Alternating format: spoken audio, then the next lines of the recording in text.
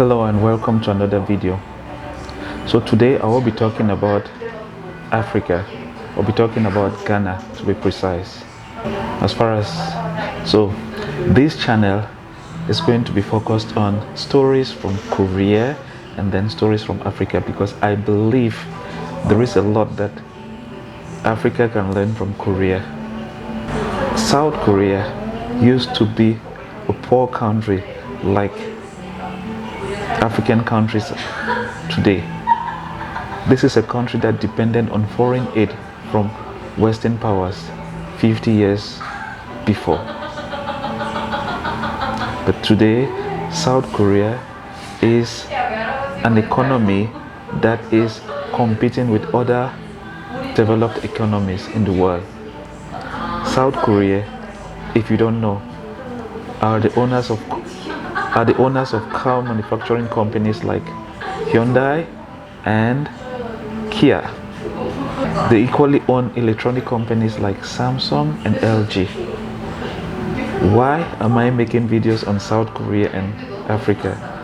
It is because, like I said before, there is a lot of similarity between South Korea 50 years ago and present African countries. Present African countries have dictators as their leaders. South Korea 50 years ago used to have a military dictator. But where is the difference? Here is the difference. The military dictator, President Park, was developmental focus, or he was development focus. Present African leaders are imperialist focused. What do I mean by this? Present African leaders are working to maintain themselves in power.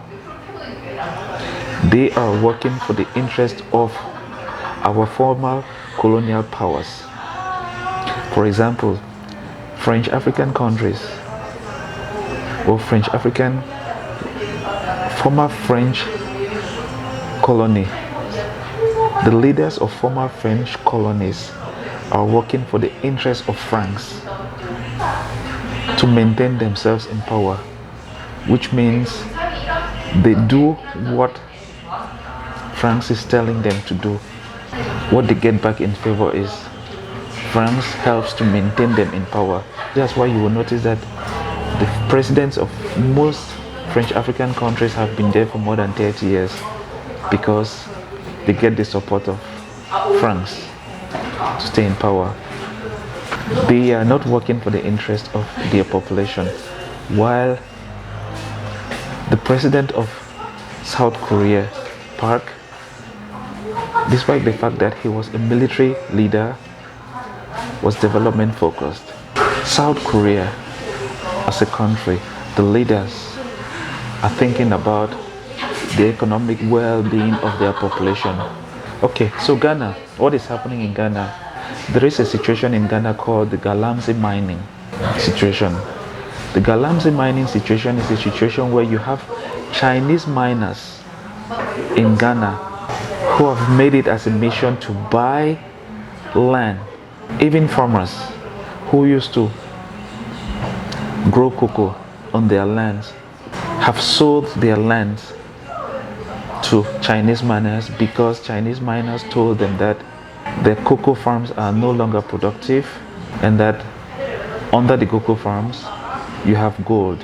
So these farmers, based on the fact that they were no longer receiving too much return from their cocoa production, and that the cocos were no longer producing that much, instead of looking for other alternatives, decided to sell their lands to Chinese.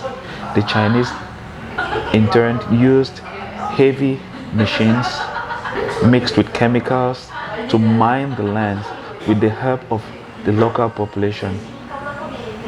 They actually dug holes with heavy machines like tractors, and then use chemicals on the land that is now polluting the water in Ghana. The waters are becoming more of a coffee color.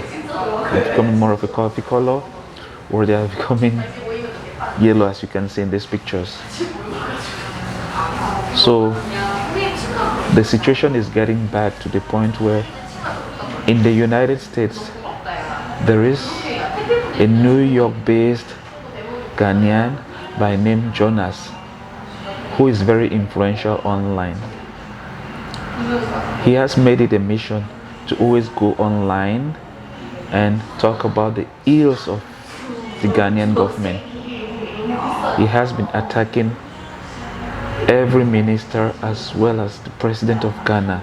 This time around, he made it a mission to attack the chief of Asante Kingdom, or the chief of Asante, the Asantehene, who is the #1 chief in Ghana. Ghana has a lot of chiefs, but this Asantehene is the #1 chief. He said the chief is partially responsible for the pollution that is happening to the water in Ghana. He said while other countries in the world are making sure that their population is having clean water, in Ghana, the chiefs, in accomplice with Ghanaian rulers or leaders, political leaders, are selling their lands to Chinese miners who are using heavy machines to dig the ground and equally use chemicals that are in turn polluting the water. He actually used very degrading words towards the Asantehene. The words were so degrading to the point where even online newspapers in Ghana were not able to cite those words online because they believed those words were so degrading towards the chief. So after he said those degrading words towards the chief, it actually got to the ears of the chief. The Asantehene of Ashanti chiefdom, after he heard the words from Jonas, the attacks, requested that Jonas should travel from the United States to Ghana and physically come and kneel in front of him and request for forgiveness from Chief Asantehene. That the chiefdom is very forgiving, that if he should travel to Ghana and come and request for forgiveness, he will be forgiven. So before we continue, if you know you've not yet subscribed to the channel, please make sure you subscribe. Do well to turn on the notification so that you don't miss out on the next video. Leave your comments below, please. What are the people of Ghana thinking about this situation? Some Ghanaians have actually requested that the guy should travel back to Ghana and come and seek for forgiveness from the chief. They actually believe that if he does not seek for forgiveness, he might face spiritual torments. His life, as well as the life of his family members, might equally be at risk. So they believe that the best solution will be for him to come and tender a public apology by himself in front of the chief, that he shouldn't send anyone to come and apologize on his behalf, because it looks like Jonas has been sending people to go and apologize to the chief, according to an interview that was granted to a local news organ by the Chief Asantehene. But Jonas has doubled down on the idea of forgiveness. It looks like he is backtracking. In one of his outings, he said he didn't actually attack the chief, that he was actually praising the chief, because it looks like the chief of Asantehene and other chiefs had a meeting where the chief was complaining about the water situation, the pollution that is happening to the water in Ghana. that it is unfortunate that the waters are being polluted. That Jonas is saying that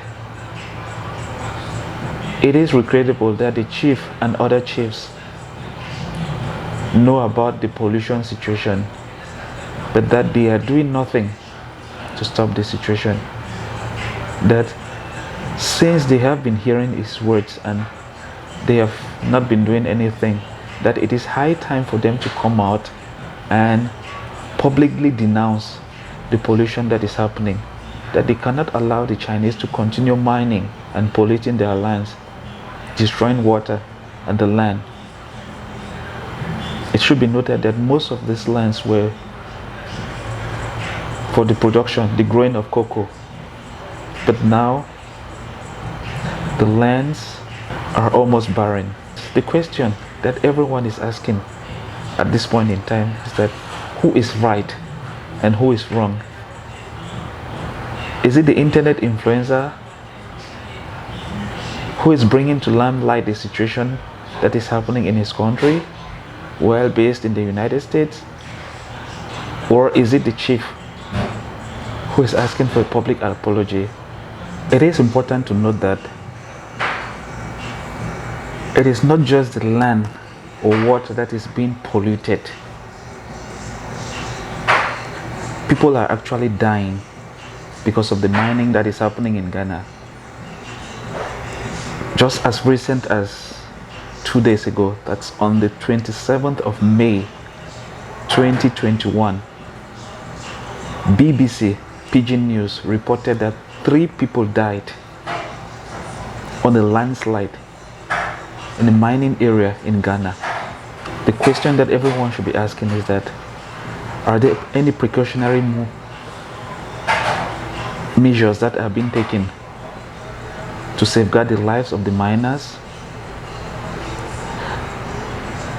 Are the miners, the Chinese miners, equally making sure that the land is not being polluted after carrying out their mining activities?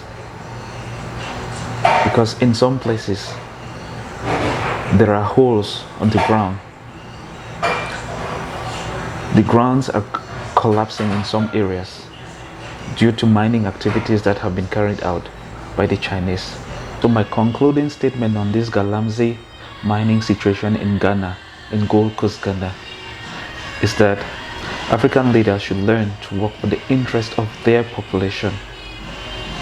What is happening in Ghana with the pollution of both the land and the water cannot happen in any developing country, cannot happen in any developed country, talk less in China. If you should mine or carry out any activity that endangers the life of their citizens, let's say if you should mine and then as a result of your activities any Chinese or anyone dies, you'll be paying a lot of money to the family that might have lost a family member as a result of your activities. African leaders should learn to have their population at heart before engaging in any contracts with the Western powers. They should make sure that safety measures are in place so as to protect their own population.